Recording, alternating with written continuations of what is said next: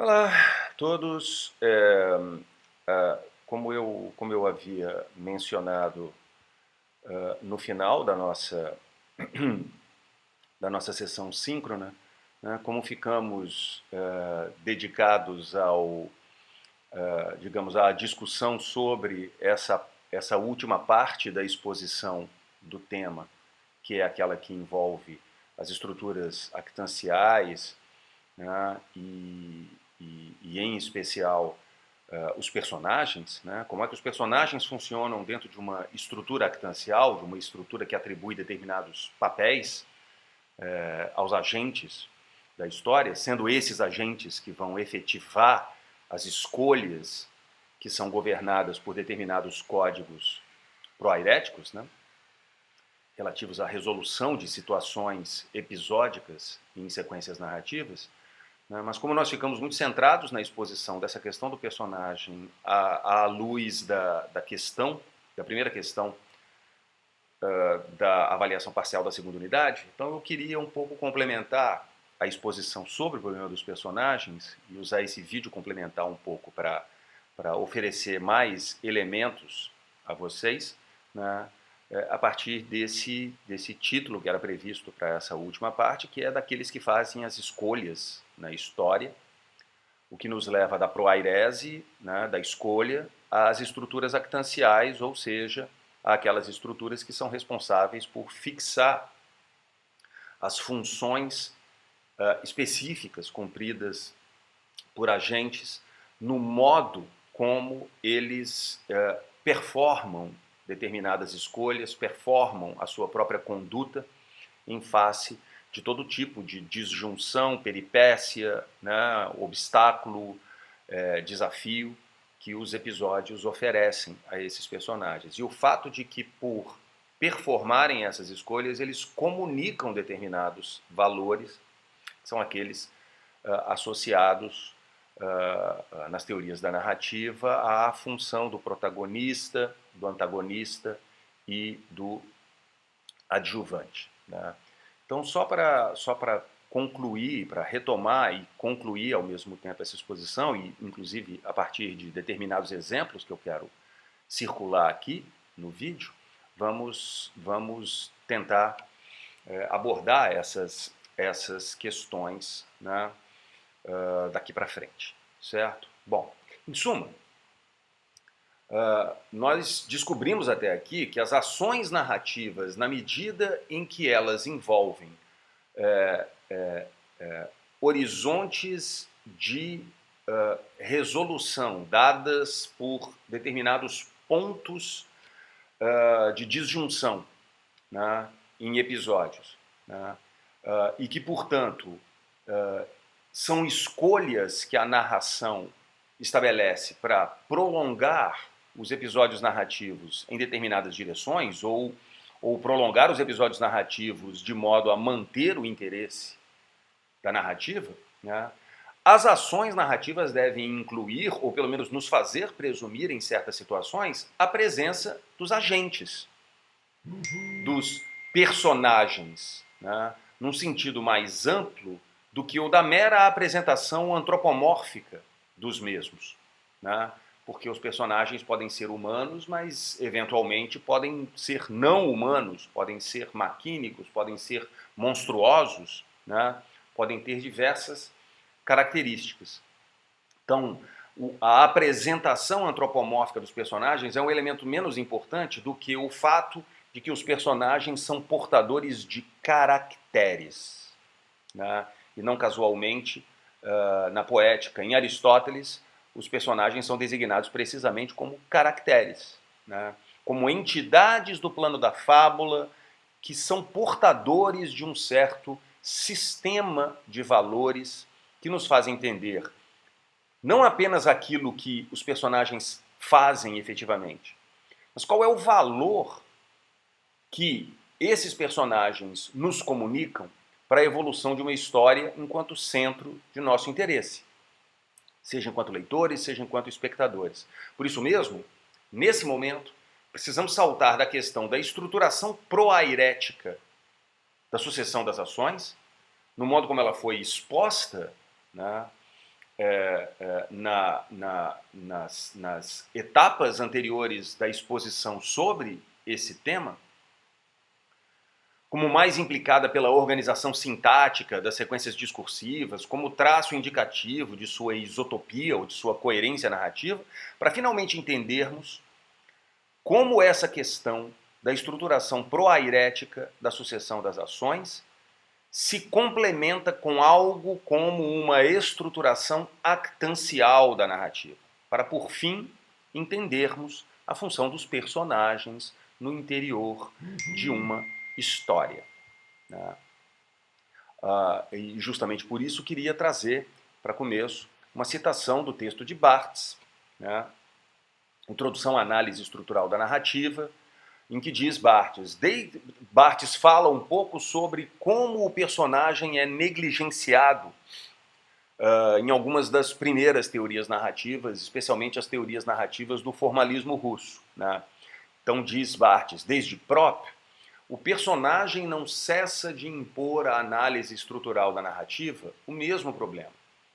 De um lado, os personagens formam um plano de descrição necessário, fora do qual as pequenas ações narradas deixam de ser inteligíveis, né? Já que as ações são narradas sem que personagens ajam, como é que nós podemos compreender essas ações? De sorte que se pode dizer bem que não existe uma só narrativa no mundo sem personagens, ou pelo menos sem agentes. Mas, por outro lado, esses agentes, bastante numerosos, não podem ser nem descritos, nem classificados em termos de pessoas. Era aquilo que eu dizia sobre a apresentação antropomórfica dos personagens. E que, por conseguinte, é preciso reservar o caso muito vasto de todas as narrativas, contos populares, textos contemporâneos, que comportam agentes, mas não necessariamente pessoas. Isto é, que se admita que a pessoa não é mais do que uma racionalização crítica imposta por nossa época a puros agentes narrativos. Essa é a citação de Barthes, né, quando fala dos personagens, né, na análise estrutural, na introdução à análise estrutural da narrativa. Continuemos, então. Quando contemplamos esse horizonte actancial da estruturação coerente do discurso narrativo, portanto, no modo como as funções atribuídas aos actantes, aos agentes, efetivam a intriga, muitas vezes porque o que vemos são esses actantes performando as escolhas que fazem a narrativa se prolongar, que fazem a intriga prosseguir, não podemos restringir esta apresentação dos personagens a critérios puramente miméticos da verossimilhança de sua apresentação. Os personagens são subsidiários das funções da evolução da história. Os personagens são oferecidos à leitura como um conjunto de balizas através das quais se relacionam os personagens com as situações narrativas, com os episódios, mas também na perspectiva de determinados valores de sua identificação para o nosso interesse, para o propósito de gerar o nosso interesse pela evolução das ações. De certo modo, isso nos reconduz a uma exploração dessa segunda grandeza funcional do discurso narrativo, no modo como a análise estrutural da narrativa a delimitou, na forma dos índices. Né? A gente viu no passado, né, como a sucessão narrativa ela é de certo modo governada por funções que garantem uma certa sintaxe sucessiva, né, do prosseguimento das ações. Mas quando nós falamos da função que os personagens cumprem na promoção dessa sintaxe, há uma outra função que entra em jogo aqui, aquela que é da ordem dos índices. E é sobre esse aspecto que nós devemos nos centrar quando avaliamos as estruturas proairéticas. Podemos nos situar melhor nos horizontes de compreensão postos em jogo, a partir da função pela qual os agentes reforçam certos valores associados à sua conduta, mas que não se confundem com a pura sucessão das ações. Quando designa essa segunda ordem das funções narrativas, é assim na introdução à análise estrutural da narrativa que Barthes, uma vez mais, se reporta a esse conceito dos índices. Vejamos então a citação de Barthes. Quanto à segunda grande classe de unidades narrativas, os índices, classe integrativa, as unidades que aí se encontram têm em comum o fato de não poderem ser saturadas, completadas, a não ser no nível dos personagens ou da narração. Nos interessa aqui em especial como os índices são saturados nos personagens. Na narração a gente vai trabalhar precisamente na sessão seguinte do curso, quando a gente for trabalhar com a enunciação narrativa. Dizer que James Bond está de guarda em um escritório cuja janela aberta deixa ver a lua entre grossas nuvens que passam é indexar uma noite de verão tempestuosa, e essa dedução, da mesma forma, é um índice de atmosfera que remete ao clima pesado, angustiante de uma ação que não se conhece ainda. Né? Enfim, sigamos. Para esse propósito, saiamos dos exemplos com os quais temos identificado até aqui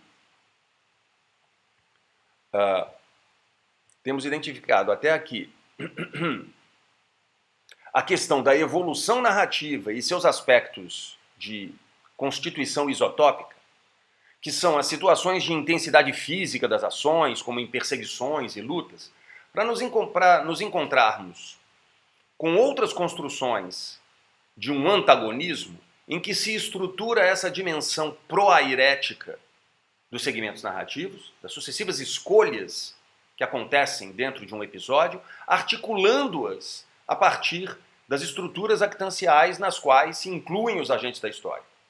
Entendermos situações narrativas em que uma certa escolha é performada ou efetivada pelos personagens da história e no modo como essa escolha comunica um determinado valor de antagonismo que não poderia ser comunicado se os agentes não fossem apresentados fazendo determinados tipos de escolha, conduzindo-se de uma determinada maneira.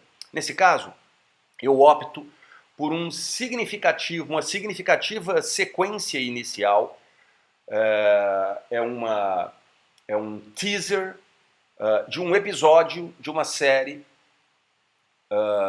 do final do século passado, né, de ficção televisiva, né, chamada The West Wing. Né. Vamos assistir essa sequência e depois eu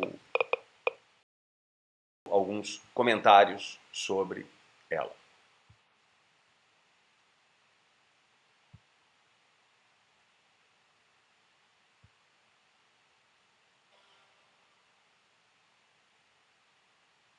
Oh, man, I'm sorry. Oh, yeah! That's how you do it. That point. Mr. President, you look a little windy. I'm fine. Maybe you want to sit up for a minute, sir.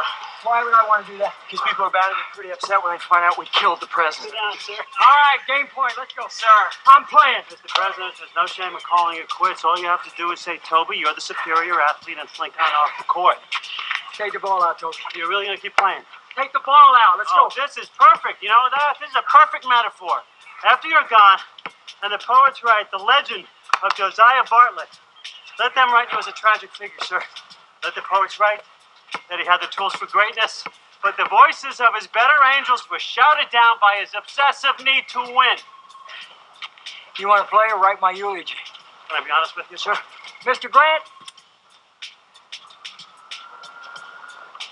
Whoa. Who's this? I'm making a substitution. Who is this guy? Grant's a new member of my team. A ringer, perhaps? Mr. Grant is a federal employee. You know the thing about you, Mr. President? isn't so much that you cheat, it's how brazenly bad you are at it. I beg your pardon. Toby's got a point there, sir. When have I ever cheated? How about in Florida playing mixed doubles with me and CJ? You tried to tell us that your partner worked at the American consulate And in she Vienna. did. It was Steffi Graf, sir. Well, I will admit that the woman bore a striking That resemblance. was Steffi Graf, you crazy lunatic. You think I'm not going to recognize Steffi Graf when she's serving a tennis ball at me? Steffi Graf's won quite a few championships, sir. We've had many opportunities to see Be photographs. that as it may, Toby Ziegler, Josh Lyman, Charlie Young, I would like to introduce Mr. Rodney Grant. Mr. Grant is Associate Director of the President's Council on Physical Fitness. Game point, your ball, let's go. No, whoa. What? Not so fast. What's the problem? Mr. Grant, your name sounds awfully familiar. Before you joined up with the President's Council on Physical Fitness, council, I might add, the President would do well to avail himself of. Is it possible that you played some organized ball? Yeah, I used to play a little with my friends. And where was that? Sorry? Where would that be? Dude? This guy was in the Final Take the Four! ball out, Toby. Game point, let's go. All right, The new man. I'm taking you to the hole. You got it. Oh. Let the poets write about that there, Byron. All right. Charlie, guard the new guy. Bom. Enfim.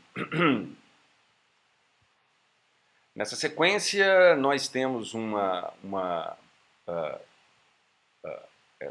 essa sequência de um jogo de basquete em The West Wing, né, ilustra, ou antes disso, né, especialmente na interação verbal entre os personagens de Toby Ziegler e do presidente Josiah Bartlett, pode-se ressentir que o diálogo mantido entre eles durante um jogo de basquete, no fim de um dia de expediente, na frente da Casa Branca, não serve apenas para representar a condição dinâmica da eventual troca argumentativa entre ambos, ou não serve, sobretudo, para representar, digamos, a situação agônica de um jogo de basquete entre duas equipes de funcionários da Casa Branca. É evidente que o antagonismo que atravessa essa situação do jogo de basquete, ela serve de pretexto para permitir o exercício de outras dimensões do antagonismo entre os personagens, que é aquela que vai se manifestar a partir dos diálogos dessa sequência.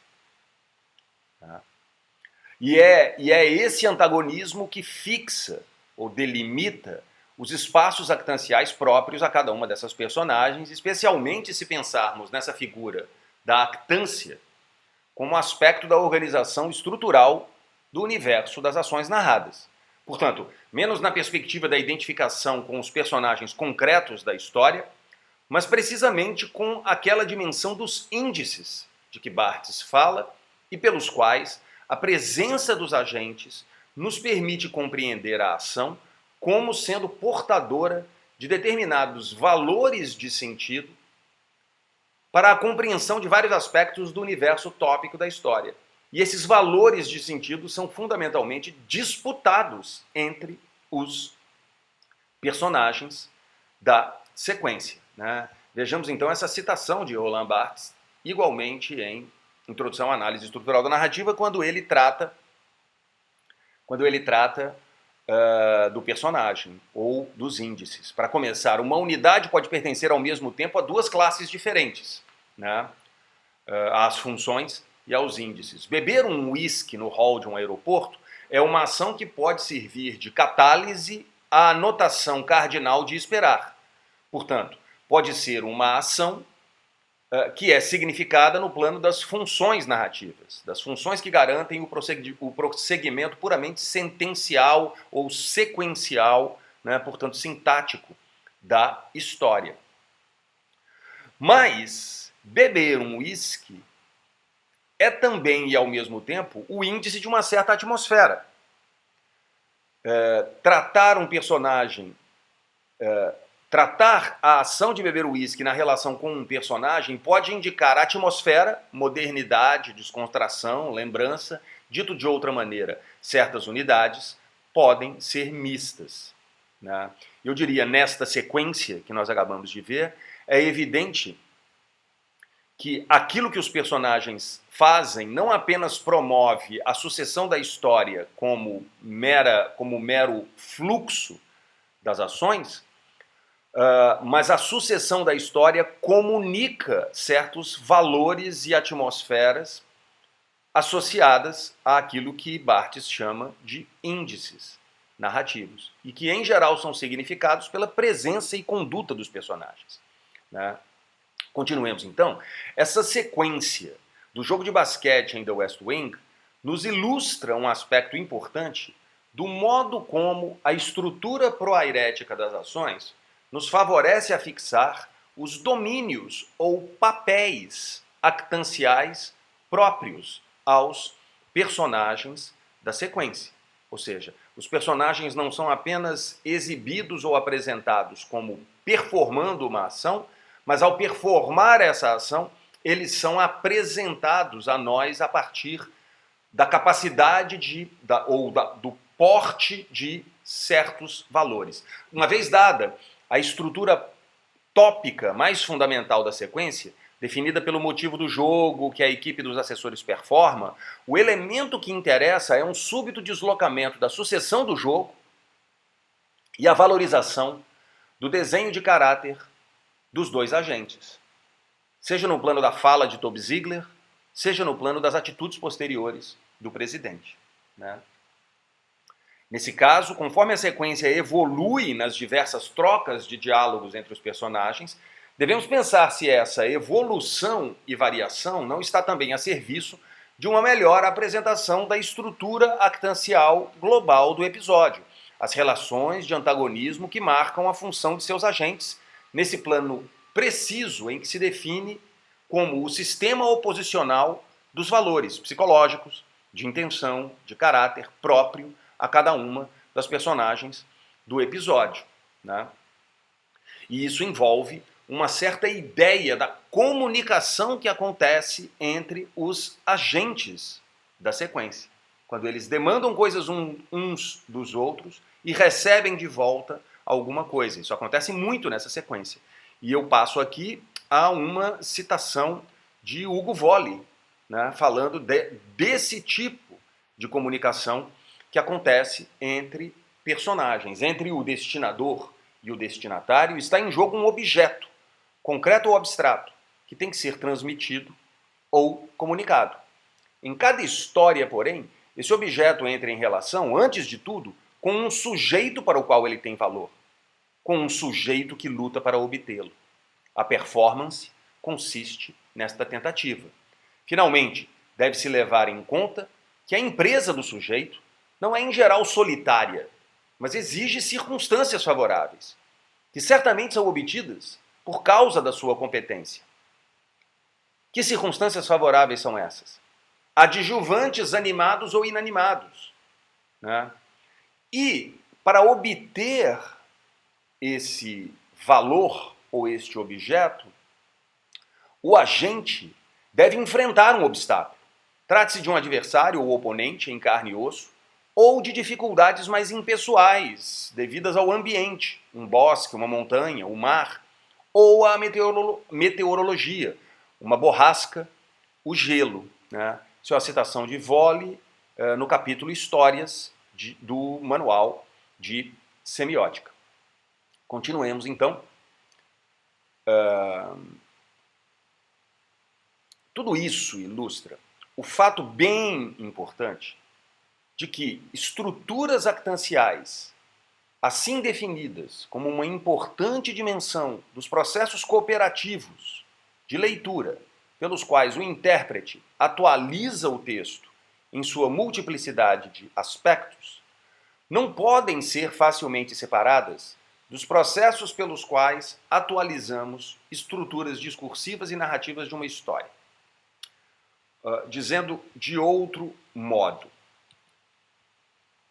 fixar o caráter dos agentes é algo que se faz no ato mesmo de estipular a estrutura discursiva e tópica de uma narrativa. Em suma, ainda que os caracteres vivam na narrativa a serviço da fábula, como nos lembra Aristóteles, É, por outro lado, bastante difícil, se não impossível, imaginar que possa haver alguma história minimamente significativa na ausência de seus respectivos agentes. É difícil, se não impossível, imaginar que possa haver história sem personagens, né? E nesse ponto há uma passagem de Roland Barthes, mais uma vez, na introdução à análise estrutural da narrativa, em que diz Barthes, a verdadeira dificuldade levantada pela classificação dos personagens é o lugar e, portanto, a existência do sujeito em toda a matriz actancial, seja qual for a fórmula. Quem é o sujeito, o herói de uma narrativa? Há ou não uma classe privilegiada de atores, de agentes? Nosso romance, e evidentemente Barthes está falando aqui das formas literárias, né, que exercitam estruturas narrativas, o nosso romance, a tradição do romance, habituou-nos a acentuar de uma maneira ou de outra, por vezes retorcida, negativa, um personagem entre outros. Certo? Continuemos. Para Umberto Eco, por outro lado, essa conjunção entre a organização actancial do universo da história e de sua estrutura discursiva, tópica e isotópica, é um dos elementos que nos permite constituir as bases do processo cooperativo pelo qual o leitor atualiza a trama nos processos de leitura. O leitor avança sobre a intriga na medida em que lê e que se interessa, né, por estipular horizontes tópicos para a história. Assim sendo, um aspecto decisivo dos processos em que o leitor atualiza uma estrutura discursiva, estabelecendo um topic e gerando uma isotopia, assim como as lineariza em sequências narrativas, em episódios sucessivos, é o conjunto de hipóteses que este leitor modelo pode lançar sobre o papel actancial das personagens envolvidas na fábula que nos interessa nesse exato momento, né? Já vimos como, no processo de leitura, o leitor, avançando sobre a intriga, estipula determinados assuntos, né? Mas ao estipular determinados assuntos, ele estabelece um sistema actancial que caracteriza esse assunto, né? Portanto, uma estrutura na qual os personagens preenchem determinadas funções. Para além disso, devemos ser capazes de determinar a natureza das ações não apenas no plano dos agentes, como figuras empíricas, miméticas, antropomórficas de personagens, mas naquela, como já disse no início desse vídeo, dos caracteres portados pelos agentes, pelos personagens. Nesses termos, quando examinamos em retrospecto as interações entre o personagem de Toby Ziegler e o personagem do presidente Bartlett, mobilizamos nossa atenção para o caráter respectivo de cada uma dessas personagens, caráter esse que é fixado pelo fato de que a ação os apresenta em antagonismo.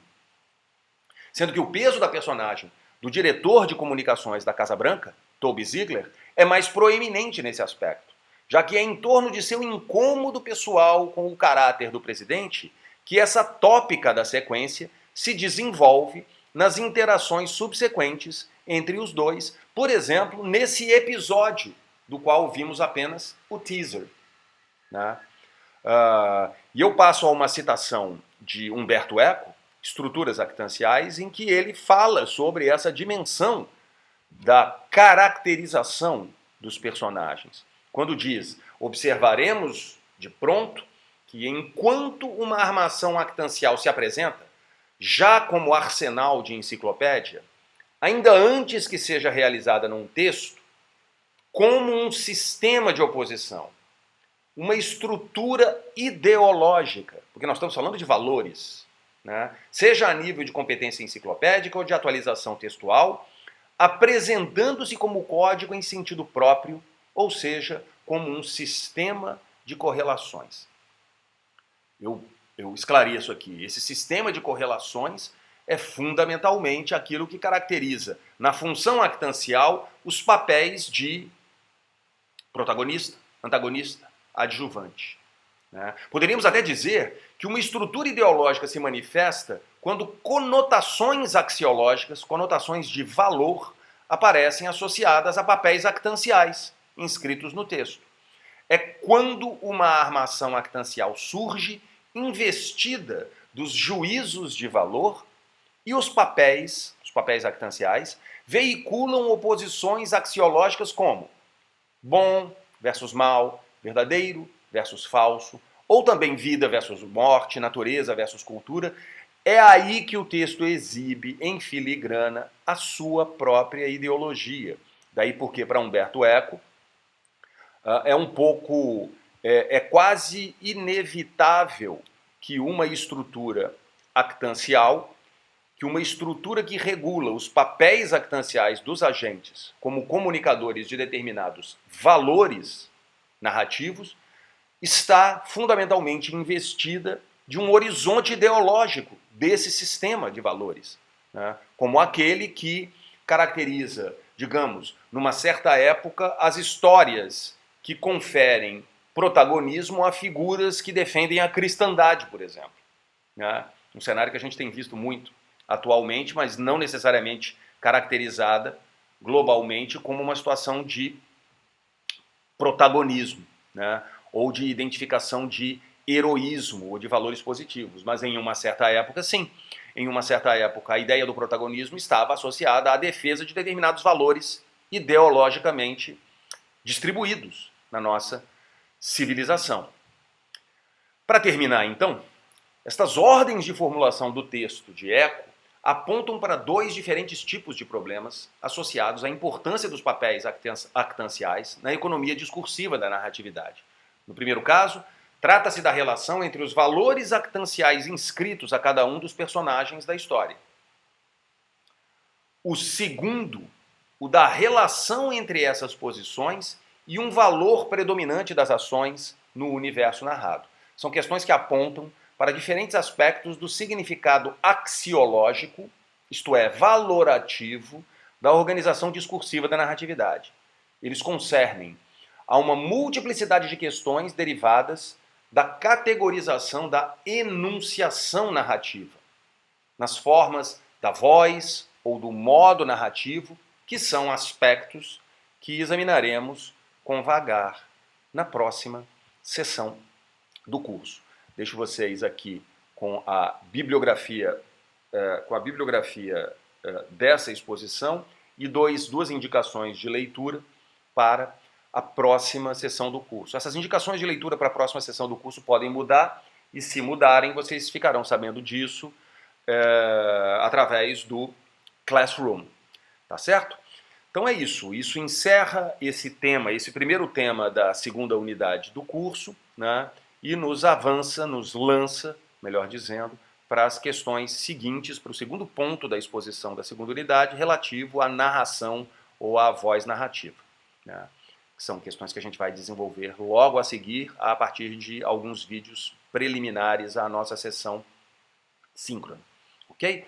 Espero que todos estejam bem, que esse vídeo seja proveitoso e a gente se vê na semana que vem. Até lá!